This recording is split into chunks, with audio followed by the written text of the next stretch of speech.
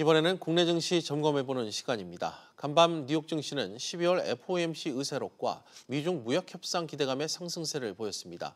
오랫동안 증시를 억눌러온 미중 무역 분쟁이 해결 기미를 보이면서 투자 심리가 살아나는 모습인데요. 자세한 투자 전략 세워보겠습니다. KTB 투자증권 영업부의 이성훈 과장과 함께합니다. 과장님 어서 오십시오. 네, 안녕하십니까? 예. 먼저 오늘 새벽 12월 FOMC 의사록이 공개가 됐습니다. 네. 파월 의장이 최근 금리 인상 속도 조절 의사를 좀 밝혔는데 의사록에서도 이 같은 내용이 좀 확인이 됐는데 연준 통화정책 기조가 좀 올해 변할 것으로 예상이 되나요? 우선은 지금 금리 인하에 대한 얘기도 지금 전문가들 사이에서 예. 나오고 있는 상황이라고 말씀드릴 수 있겠고요. 우선 그전 같은 경우에, 그러니까 작년 같은 경우에는 이제 연말에 갔을 때 미국이 올해 그 금리 인상을 뭐 2번이나 1번 정도 한다라고 했지만은 어떤 특별한 근거는 제시하지 않았다라고 볼 수 있겠는데 이번 의사록 같은 경우에는 그 연준 의장의 어떤 발언과 같이 빌리자고 한다면은 뭐 인플레이션 수준이 낮은 상태로 가고 있기 때문에 이 경기 지표를 확인하고 금리 인상 속도 조절 나서겠다. 한마디로 이 구체적인 안을 좀 제시했다라고 좀 볼 수 있겠고요.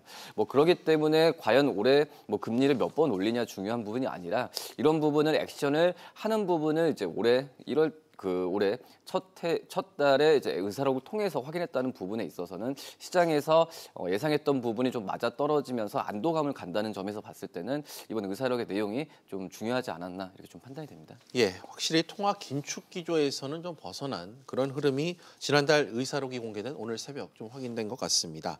이에 따라 한국은행 우리나라 같은 경우 좀 한숨 돌리는 그런 입장이 된 것 같은데 당장 이달 24일 올해 첫 번째 금통위가 열리는데 좀 운신의 폭이 좀 넓어졌다 이렇게 봐도 될까요? 그렇죠. 이제 미국의 어떤 이제 금리 인상에 대한 부분에 있어서 우리나라가 가장 먼저 좀 곤두세우는 상황이라고 좀 볼 수 있겠는데요. 우리나라도 금리 인상을 올리기 위해서는 미국의 어떤 통화 정책이 거의 뭐 90%를 좌지우지한다라고 좀 볼 수 있겠고 지금 현재 같은 경우에는 이제 미국의 속도 조절을 하는 부분에 있어서 우리나라 같은 경우에도 한숨을 놓은 상황이라고 좀 말씀드릴 수 있겠습니다. 그렇기 때문에 올해 같은 경우에도 금리 인상을 할 수 있는 상황은 쉽지 않다라고 좀 볼 수 있겠고요. 우선 가계부채도 뭐 1,500조 이상이 됐기 때문에 이 가계부채에 대한 시장에서 좀 걱정을 많이 하고 있고 그리고 이제 뭐 수출 부분 같은 경우에도 반도체를 중심으로 하면서 이익 추정치가 낮아지고 있는 상태이기 때문에 금리 인상에 대해서 쉽게 할 수 있는 상황은 아니다라고 좀 말씀을 드릴 수 있겠습니다. 그렇기 때문에 지금 현재 이주열 한국은행 총재 같은 경우에도 미국의 통화 정책 정상화 속도가 늦춰진다면은 시장에서 안정 차원에서 좋다라고 발언을 하면서 뭐 금리 인상은 올해 같은 경우에 동결에 좀 무게가 두고 최대 1번 정도는 할 수 있지 않나 뭐 이 정도까지 선은 좀 시장에서 좀 예상을 하고 있다고 말씀드릴 수 있겠습니다. 알겠습니다. 뭐 어제 또 코스피는 미중 무역 협상 기대감에 2060선까지 다시 올라서는 모습을 연출했습니다. 또 오늘 오전 미중 양국이 무역 협상 관련 좀 긍정적 전망이 나오면서 결과를 내놓을 것이다. 이런 보도가 지금 나오고 있는데 코스피 어제 이어 좀 추가 상승 가능성을 좀 볼 수 있을까요? 네, 우선 뭐 긍정적인 시각으로 바라봐도 괜찮다라고 말씀을 드릴 수 있겠고요.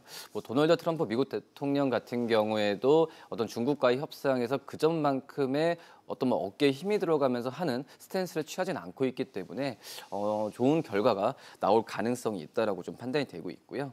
그리고 이번 달 말에 있을 뭐 다보스 포럼 같은 경우에도 트럼프 대통령과 중국의 부총리의 만남 가능성이 있기 때문에 이런 분위기가 형성된다면은 뭐 그전에는 작년에도 올해 1월 효과를 예상하지 않았지만은 오히려 좀 1월 효과에 대한 기대감이 좀 솔솔 나오는 상황이라고 좀 볼 수 있겠고요.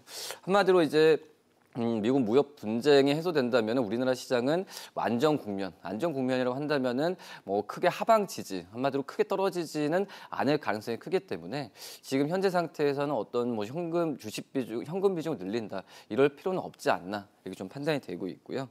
지금 현재 뭐 우리나라 기업들의 뭐 4분기의 실적 전망이 좀 악화되고 있는 상황이긴 하지만 이런 좀 안 좋은 상황들 같은 경우는 작년 연말의 주가에 이미 좀 선 반영되지 않았나.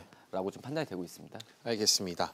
그런가 하면 국내 증시에선 삼성전자의 지난해 4분기 어닝 쇼크에 대한 불안감이 여전히 짓눌리고 있습니다.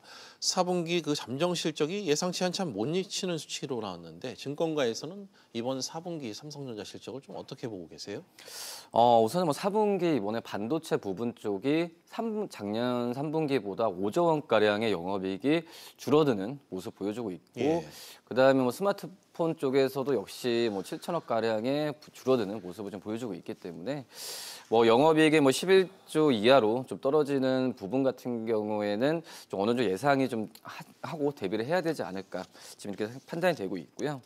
지금 현재 같은 경우에도 뭐 작년에 삼성전자 실적을 주도했던 뭐 반도체에 대한 가격의 하락 부분이 계속해서 나와주고 있기 때문에 이런 그 영업이익의 전분기 대비해서 줄어드는 부분은 피할 수는 없는 상황이고요.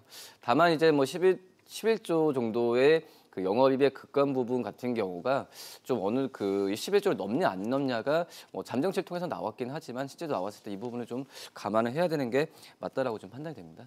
예, 뭐 익히 알려진 것처럼 이번 삼성전자의 어닝 쇼크는 반도체 부진 탓이 네. 상당히 이유가 클 것 같습니다. 문제는 앞으로 올 것 같은데 이 고점 논란은 일단 지난 것 같고 초호황세는 사실상 끝났다 이렇게 좀 봐야 될까요? 초황세가 끝났다라기보다도 올해의 1분기, 2분기 때의 그런 반도체 산업 같은 경우가 작년 1분기, 2분기와는 좀 기대를 그 비교해서는 기대를 할 수가 없다라고 좀 예. 판단이 되고 있고요.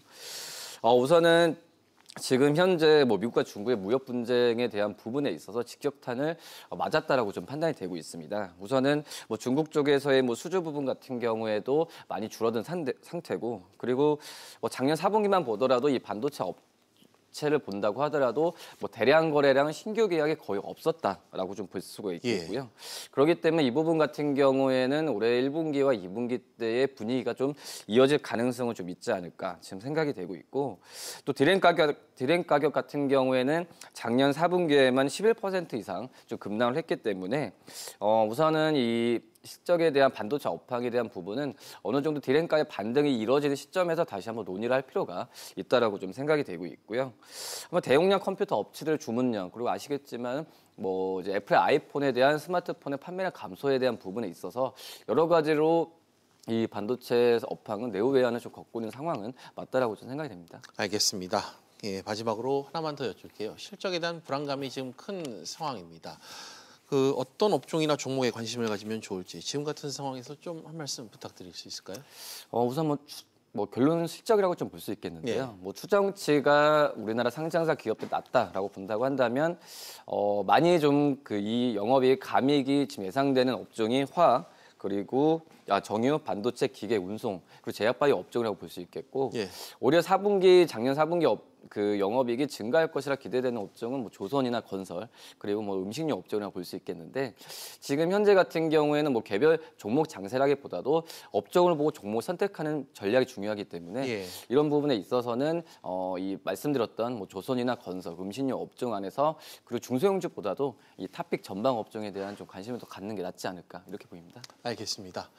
지금까지 KTB 투자증권 영업부 이성훈 과장과 이야기 나눠봤습니다. 과장님 오늘 말씀 고맙습니다. 네, 감사합니다.